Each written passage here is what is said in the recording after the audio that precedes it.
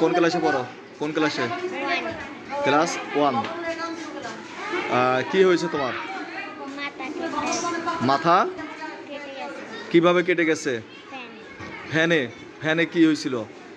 খেলা করতে গেছিলাম, তারপর ওই যে ওয়ার্ডরোবের উঠে এসে লাফ দিছে, এসে স্লিং ফ্যানে কেটে গেছে।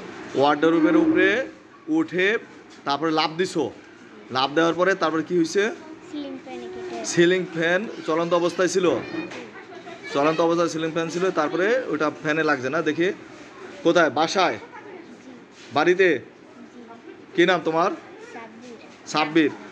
তো তাহলে তুমি এরকমভাবে লাভ দিছো কেন? যদি কেটে গিয়ে যদি আরও যদি বড় দুর্ঘটনা ঘটে যেত? আমি তো জানতাই না। তুমি জানতাম না? আপনি এদিকে আসেন, আপনি ওর মা। কি হয়েছিল ঘটনা বলেন?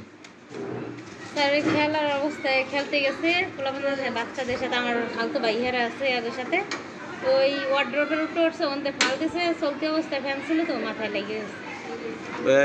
এই ফ্যান কি নিচু না, অনেক উঁচায়? জি, মানে ওই ওয়ার্ডরোবের উপরে উঠছে? ওয়ার্ড্রোবের উপরে উঠছে, ওইটা ওয়ার্ড্রোবের, সেই ওয়ার্ডরোবের থেকে খাটে ফাল দিছে? খাটের উপরে ফাল দিছে। আজকে কয়টা সিলি লাগছে? 7টা। 7টা সিলি লাগছে। কোন জায়গায় নিয়েছিলেন? সদর হাসপাতাল, শরীয়তপুর সদর হাসপাতাল। এরপরে এটা ঘটনা কবে ঘটছে? বৃহস্পতিবার।